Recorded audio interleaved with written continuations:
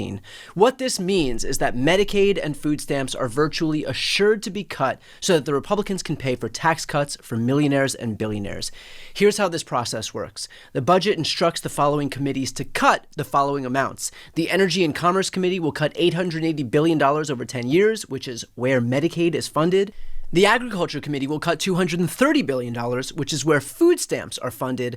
The Education and Workforce Committee will cut $330 billion, which is where student loans are funded. That alone is about $1.5 trillion in cuts. And I want to be clear, if you are instructing those committees to make those cuts, then that is a guarantee that Medicaid and food stamps will be the victims. The money is not available otherwise. What we've just witnessed is Republicans cutting funding to the last lifeline for 85 million Americans who rely on Medicaid and 43 million Americans who rely on food stamps. And look, Republicans are trying to be clever about this. They didn't put the cuts themselves in the budget. They merely instructed the committees to make these cuts so that they can preserve some plausible deniability about what they're doing. Here's Republican Jason Smith, for example, playing that game on Fox. What do you want to say to those people who are upset about these cuts to the SNAP and nutrition assistance? $230 billion in cuts to SNAP and nutrition assistance? For one, you can't say that it's cuts to SNAPs. This resolution just says the Ag Committee has to cut more than $200 billion. Okay. What you have is other people like the Democrats going out there saying you're going to cut Medicaid, you're going to cut benefits. Nowhere, Maria, in the resolution does it say what the cuts are. It just sets the goal and the target rate of how much we're going to cut. See, they're not cutting food stamps. They're merely ordering the Agriculture Committee to cut $230 billion. Which you cannot do unless you cut food stamps. They did this to add a layer of protection so that they can pretend that the thing they're doing is somehow not what they're doing. They didn't want to cut Medicaid in the budget because then no Republicans would want to vote for it, but instruct the Energy and Commerce Committee to make $880 billion in cuts? Well, sure, that's opaque enough that no one will know what it means, except I'm here to tell you exactly what it means. If you intend to cut $880 billion, that means Medicaid is on the chopping block. The Republicans might feel fine playing make-believe, but what they're doing is beyond clear. Tax Act has live experts on hand, so you don't have to sweat your taxes.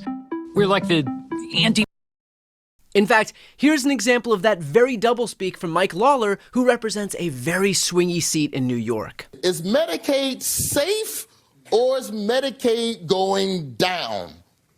Trump or Johnson? Who's your daddy? The budget resolution is what is being discussed. Has to pass in order to get to reconciliation. The final bill, the reconciliation bill, will be what is negotiated. And there are many of us, myself included, who will not cut Medicaid benefits to our constituents, period.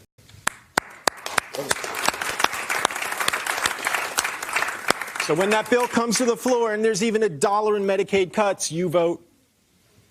Well, we're not cutting Medicaid. Right. But I'm saying, but when that bill comes to the floor. It has Medicaid cuts now. Right. If there are even $1 Medicaid cuts, you're a no. On benefits. If you are eliminating any type of fraud or waste or abuse, that's fine. But benefits to beneficiaries, no. You understand that Elon and Trump are claiming waste, fraud, and abuse where there is none. So when the bill comes and there's $1 to cuts in Medicaid, you're a no.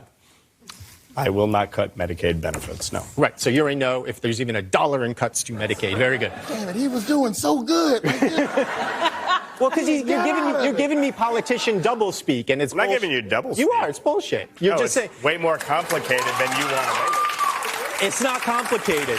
See what he did there? He said no to cuts to Medicaid, but he knows that Medicaid itself isn't in the bill. It is a directive to the committee to make cuts, which they can only do if Medicaid is slashed. He knows that. He's banking on the notion that you don't. He thinks you're stupid, and then he's going to go back to his purple seat in New York and pretend that he's not responsible for cutting Medicaid, which he just voted to ensure would get cut. And just as bad, all of this is intended to offset spending for, you guessed it, a tax cut for millionaires and billionaires. Again, you can see here that all of these cuts to Medicaid, food stamps, student loans, stuff that impacts regular Americans, will occur in order to be able to fund $4.5 trillion in tax cuts that will overwhelmingly benefit the ultra-rich.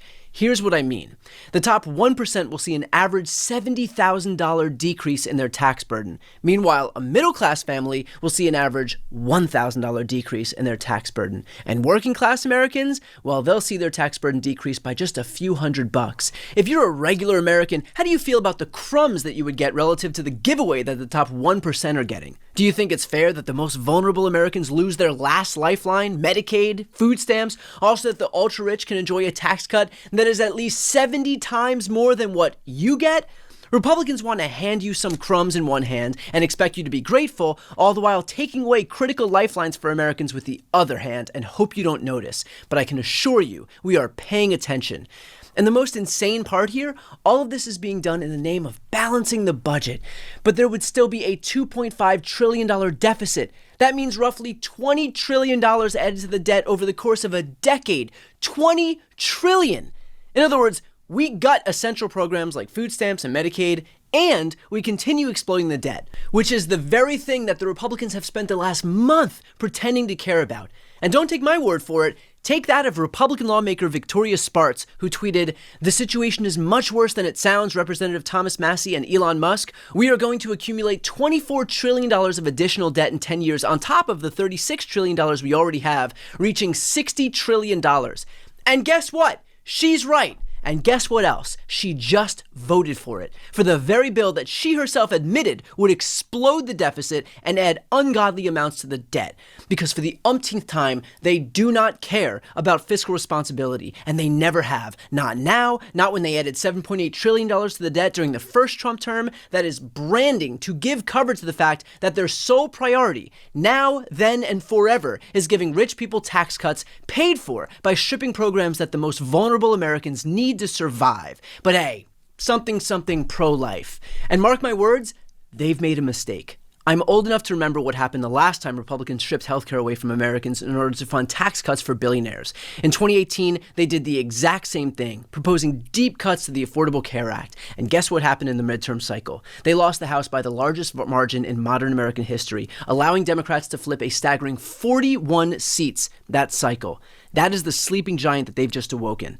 And it's already happening. Despite Republicans' best efforts to hide what they're doing, despite Republicans' hopes that Americans are stupid, despite Republicans' best efforts to obfuscate this budget so that their actions aren't so explicit, Americans are clearly smarter than the GOP is giving them credit for. So my advice to Americans, do not forget this moment. February 25th, 2025. Republicans just fucked with our healthcare. They fucked with the last lifeline for over 100 million Americans. They are hoping that you aren't paying attention. Remember this day so that in November of 2026, they will know exactly why they lost hold of power. Before you go, just a quick note, if you'd like to see more of my content, which is always free of advertising, sponsorships, and paywalls, please make sure to subscribe to this channel using the subscribe button right here on this screen.